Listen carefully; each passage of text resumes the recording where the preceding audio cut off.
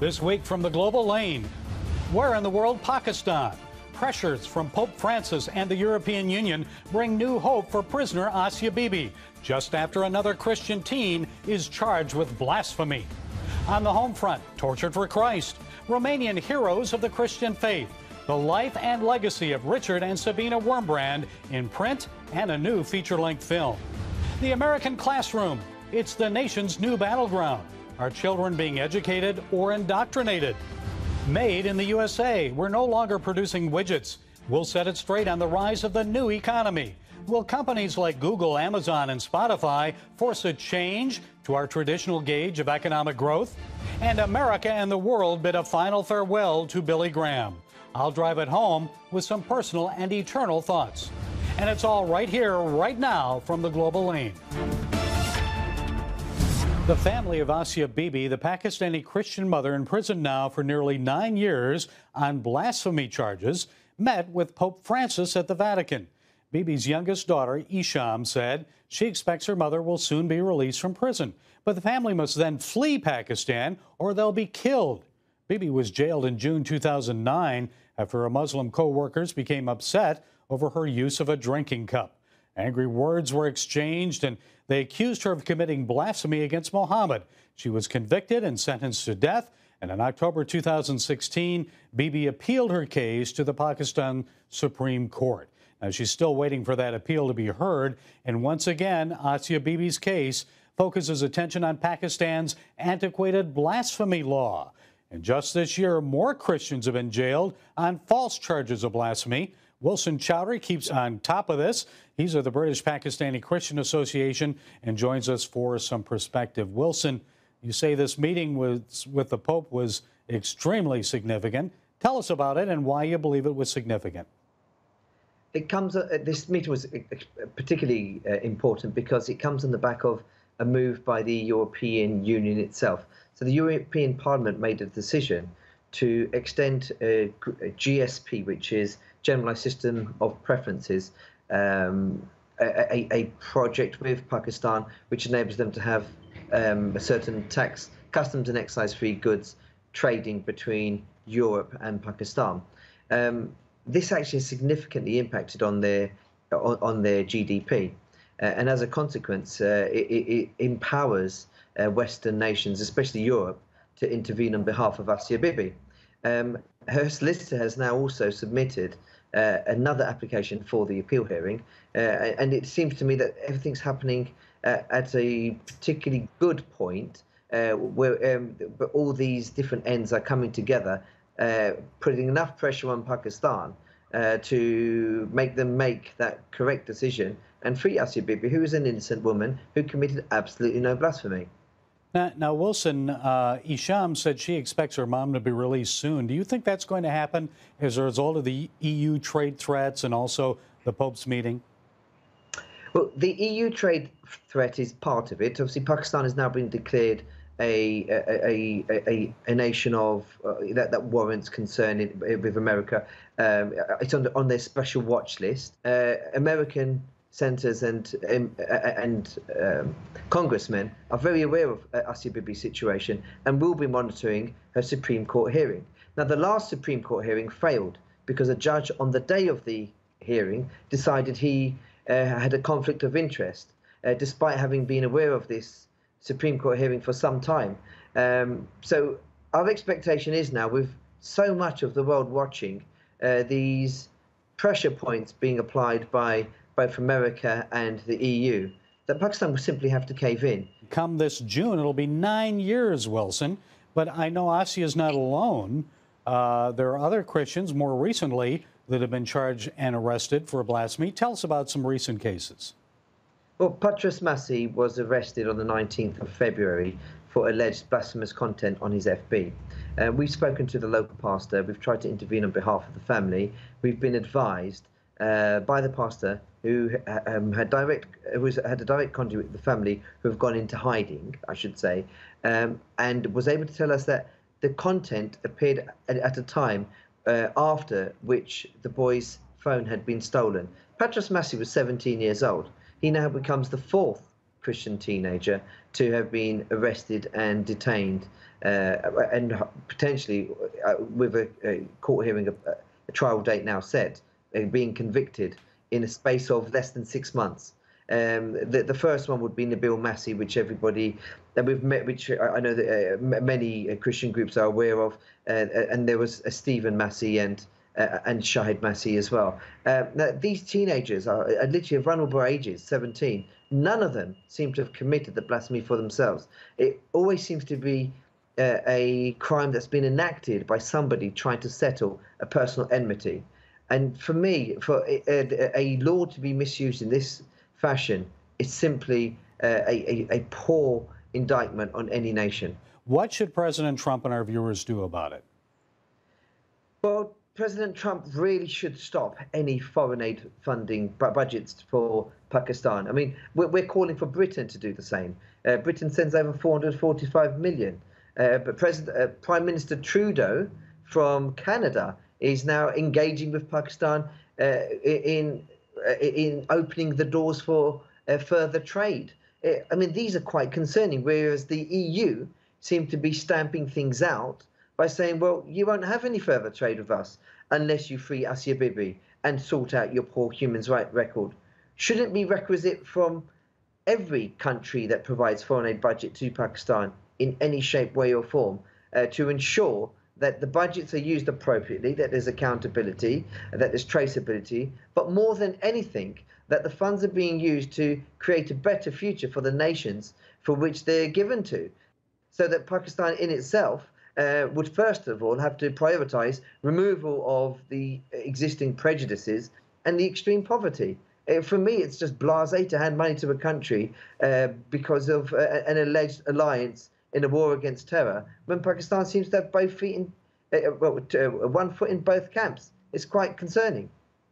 Okay, Wilson Chowdhury, we appreciate you, British Pakistani Christians, for staying on top of this. Thanks for joining us from London.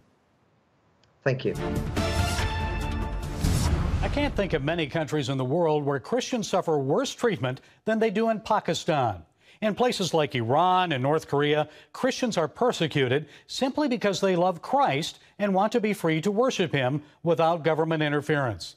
The Voice of the Martyrs is dedicated to serving the persecuted church worldwide, and VOM is celebrating its 50th anniversary this year with the release of a new book and a feature-length film about its founders. Award-winning VOM radio host Todd Nettleton joins us now with more. VOM has a new book out, Todd, called Wurmbrand, Tortured for Christ, The Complete Story. So how does this differ from the book Tortured for Christ, and why did you feel you needed to do it? Well, Voice of the Martyrs is in the process of celebrating our 50th anniversary as a ministry.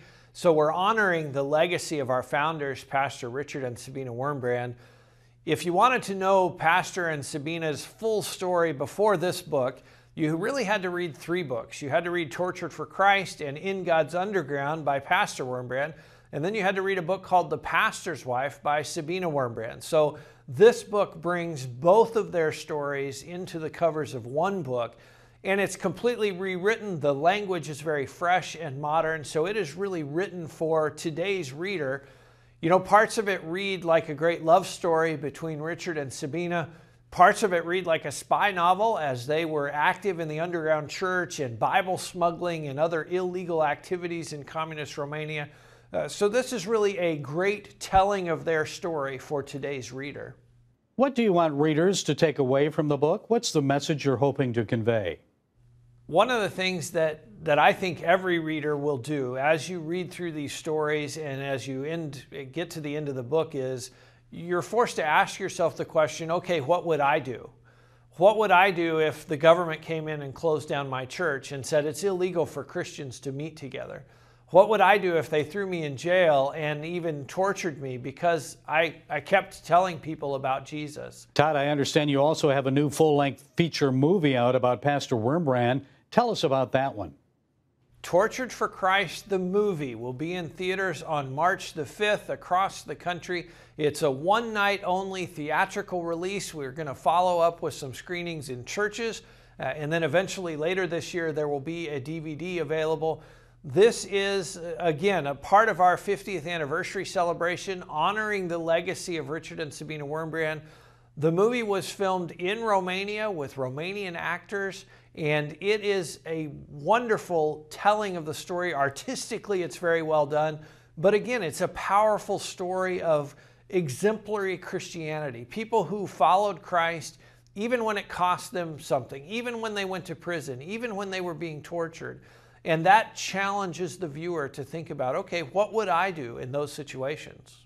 This is a first for VOM. I understand the movie was actually shot and produced in Romania. The movie was filmed in Romania, including scenes that were shot inside Jilava prison. Jilava prison is one of the prisons where Richard was held in solitary confinement. It's also a prison where Sabina spent a part of her 3 years incarcerated. And so it was very significant to be filming in the old solitary confinement wing and look down the hallways there and say, okay, one of these cells is the cell that Richard Wurmbrand was held in. The other thing about filming in Romania with Romanian actors and actresses was Richard Wurmbrand is really a national hero in Romania. And so the Romanian actors took it very personally to tell his story and to tell it well. I'm sure VOM previewed the film with some audiences. What was their reaction? You know, there hasn't been any negative reaction from anyone who has viewed the film that I'm aware of. The reaction has been overwhelmingly positive.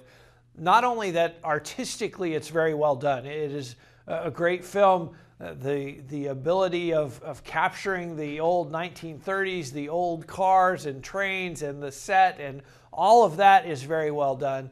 But also it's a very powerful story. And finally, what do you want people to understand about Pastor Wurmbrand and the persecuted church and VOM? Well, one of the exciting things about having a new book and having this film is the number of people who will meet persecuted Christians for the first time through this. You know, they're not aware that persecution is going on, and they'll be confronted by this story of Pastor and Sabina. I think the thing that we want to show people is that Richard and Sabina Wurmbrand lived an exemplary form of Christianity. They served the Lord no matter the cost, no matter the price, no matter the suffering that was before them. They saw the eternal value of the kingdom of God, and they weighed everything in light of that eternal value, not in light of temporal things or suffering here on earth. That's something that inspires me. I think it will inspire every Christian who sees this film and reads this book. What does it mean to live our lives in light of eternity? Richard and Sabina examined that. They did that. They lived it out. And so we want to inspire people with their example so that Christians everywhere in the U.S. and around the world can have that same perspective, that whatever we're going through here on earth is nothing in light of eternity with Christ, in light of the glory of Christ, in light of His sacrifice to purchase us. Our measly suffering here on earth doesn't even compare to that. And so that's why we can have that joy of the Lord in spite of suffering, because we've grabbed a hold of that eternal perspective. And Richard and Sabina Wurmbrand surely exemplify that, and we want their story to inspire thousands and thousands of Christians around the world. Most people believe the purpose of school is to teach our kids reading, writing, and arithmetic. It's a place where children grow, develop, and prepare for college and career. But American classrooms today are changing. Many are now being used as platforms to discuss controversial political and social issues. Some say the classroom has become a new battleground. Are some teachers truly educating our kids, or are they indoctrinating them? How much influence do they actually have on young, innocent minds? Well, joining us is Natalia Petrozzella, historian of contemporary American politics and culture, and she's author of the new book, Classroom Wars: Language, Sex, and the Making of Modern Political Culture. Ms. Petrozzella, so how are classrooms today changing? You say they could even lead to wars. What kind of wars are you referring to? It's interesting that you say that, because when I came up with that title, I initially thought of the notion of classroom war as really in a metaphorical sense, about the kind of reflecting the bitterness of controversies that went on, but not in terms of actual combat. But I think, as recent events have shown, right now, classrooms are becoming battlegrounds in a very literal sense, in terms of battle, in terms of yeah, violence. unfortunately, tragically, yes, I think. Yes. But yeah, the sense of the book that I'm writing about, I'm talking about the bitterness of political and cultural conflict over, in that book, particularly issues about teaching morality, about teaching ideas about patriotism and nationhood, which have been, I think, some of the really central issues in American curriculum in the past, certainly 50 years, if not more. And so I think that, yeah, as you mentioned, parents value education a lot for their kids and have very strong feelings about how they should learn to be citizens and moral agents. And schools are crucial to that. Well, it seems like in this day and age, when we have mass shootings, they may teach children to go out into the streets and demand gun control, but they don't really understand the Second Amendment to the Constitution. Tell us a little bit about that. Well, I think when you say they, are you talking about teachers? Yeah, teachers and the way they teach the students. Well, I think, it's very, the tradition of American public education has always been so much about localism and actually in giving a lot of individual power to teachers and districts. And so I think it's hard to make a blanket statement about teachers overall. But look, when children are getting shot up in classrooms today, there's no way that this isn't going to be a topic of conversation. And absolutely, I think some teachers are encouraging students to exercise their political rights, to be activists, and to even do the radical act of leaving classrooms and taking to the streets. So there's certainly that. But, I think there are other more politically conservative teachers who are certainly not encouraging that course of action either. So it's hard to make a blanket statement about this, although the media attention has absolutely, I think, been on youth who are, demanding gun control and taking to the streets to do so. Well, it seems like there may be more emphasis on activism rather than understanding our Constitution and our processes and separation of powers and so forth. Are we seeing that still being taught or not? Oh, I think so. And as a historian, I think that's crucially important. I mean, our schools should not be places where our schools should not be political rallies. They should be places where kids are learning about, history and our institutions. And I don't think that it's so new that schools are becoming activist spaces. I mean, in the book that I write about in the 1960s, how kids in demand of things like bilingual education and more minority hiring, they also took to the streets. They walked out of schools all over California and Texas. That's 50 years ago, actually, next month. So I don't think it's such a new development, although certainly with social media, this is happening on a scale that we have not seen before. Yeah, I know when I was in high school in the 70s, early 70s, it was anti-Vietnam War. We were protesting and so forth. So I don't think it's changed that much. Maybe social media has changed it. What do you think? What is the culture now? Yeah, I think it's a good point. I think it's amplified it in a very big way. And I think that, if you think of the scale, putting children aside for the moment, but think of the scale of something like the Women's March, right after the 2016, right after the inauguration. That people say that that's the biggest protest in U.S. history. And it could never have been such if it were not for Facebook and Twitter. And I think we are absolutely seeing that today in the wake, especially most relevantly right now, of the Parkland shooting and the way that kids are organizing around that. There's no way, even with the scope of the Vietnam activism you're talking about or the stuff that I'm talking about in the late 1960s in the book, there's no way that could have happened on the same national scale that we see today, thanks to these technologies. Now, if we continue down this road, do you think there will be any public institutions in America that are free from politics and social debate? I don't think so. And I don't think it's possible. And, as a historian, if you look back to the so-called golden age when schools were not political, they actually were political. There just weren't such a diversity of voices involved in these institutions to point that out. I think it's pretty clear that as American schools, which are far from perfect, as they've become more inclusive, those voices have been pointing out, hey, what you think is not political, what you think is neutral, actually is. And I think that while that's made the schools much more contested battlegrounds, to use the word that I think we can both agree on is quite accurate, I think that that can seem like it's been a decline or things have gotten worse, but in some ways that's a result of more people coming to the table and pointing out things that have always been political or controversial. They just haven't had a chance to say so. Although the economy is improving in the United States, some economists say growth is slowing worldwide. Many believe the world is likely to avoid a global recession this year. However, world trade is only expected to grow at a rate of about 2%. Joining us with more is Hassan Ehsan Massoud.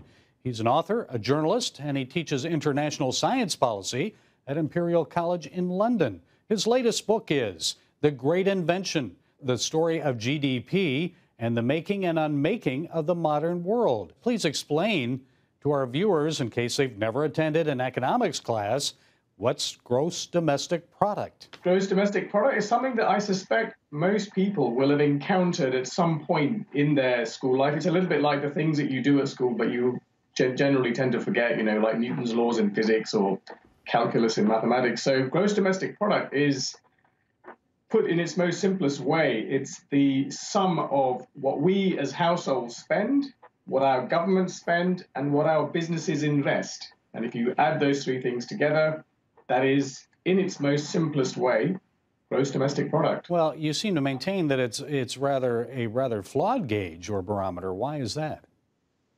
It's a flawed gauge for a whole number of reasons. It doesn't really reflect in many countries, particularly the advanced economies like the United States or the economy of the European Union, doesn't really reflect how those economies today are set up. We don't have so many factories as we did in the 30s and 40s and right even in the 50s. A lot of that manufacturing, as you well know, as your viewers will know, has moved abroad. And so that's been replaced, particularly in the United States, by companies, the new economy companies, your Googles and Amazons and Spotifys. And GDP really struggles to value what those companies are made of because, let's face it, they don't make widgets, they don't make things, and GDP is the way it's structured. It's all about measuring things. And what is a better way of knowing if an economy is working well?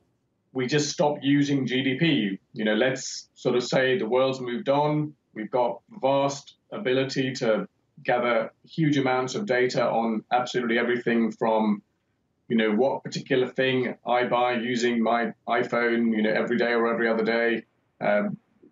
It's, the world in that sense and our ability, our computational power is just unrecognizable to the age of the 30s, 40s, and 50s. And so why don't we have 15 or 20 or 10 or 5 individual indices for the things that we think really matter? And let's decide as a global community or as a nation what they might be. Okay, so GDP aside, how do you think we're doing under Trump so far? Unemployment's down to full employment. Consumer and business confidence is up.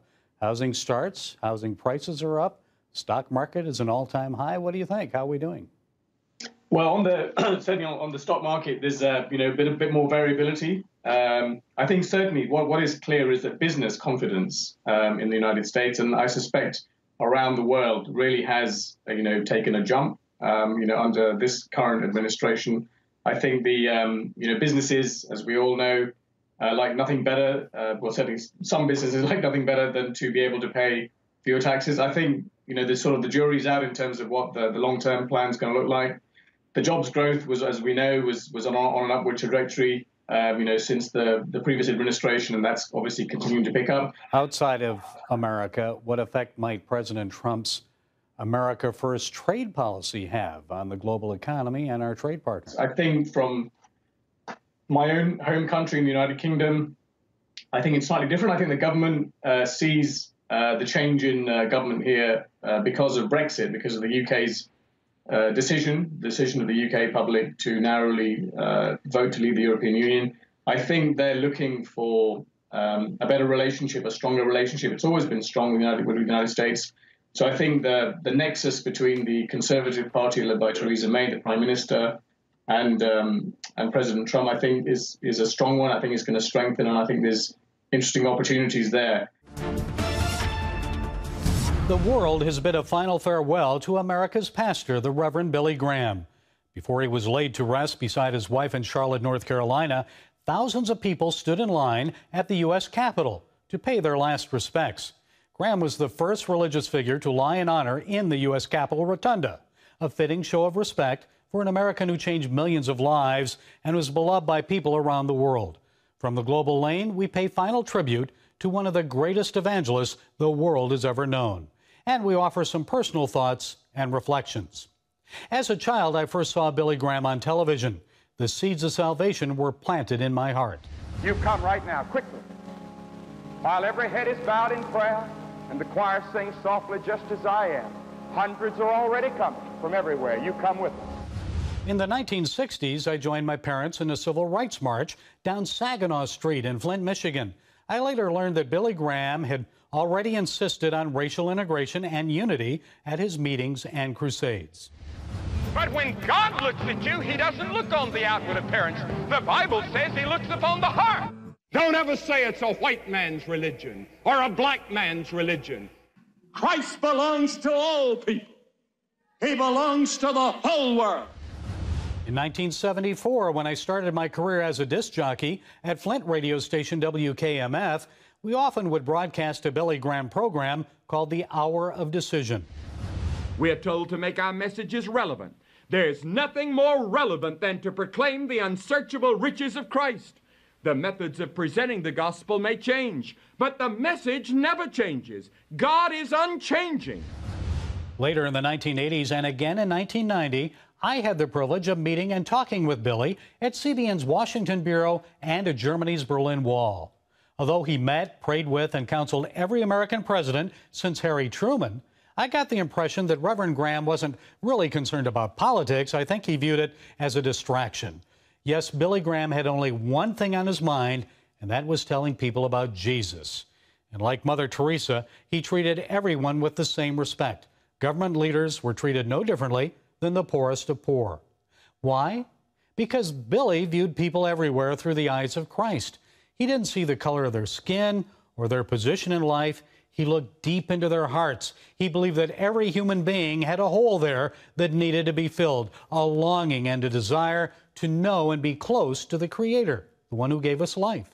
In his final newspaper column, Billy Graham said he wanted to be remembered as someone who was faithful to God, the gospel of Jesus Christ, and faithful to the calling God gave him, not only as an evangelist, but as a father, a husband, and friend. Billy, you were America's pastor, our friend, and we'll miss you, but we know that when you passed into heaven, you were likely greeted by Christ with the words, "Well done, good and faithful servant." Well done indeed. And Reverend Graham never missed an opportunity to invite people to receive Christ. The last two lines of his final newspaper column are this: do you know you will go to heaven when you die? You can by committing your life to Christ today. Like Billy Graham, may we all answer the invitation, so when our life ends, we can join him in heaven and hear those words, "Well done, good and faithful servant." Well, that's it from the Global Lane this week. Follow us on Facebook, iTunes, YouTube, SoundCloud, and Twitter. And until next time, be blessed.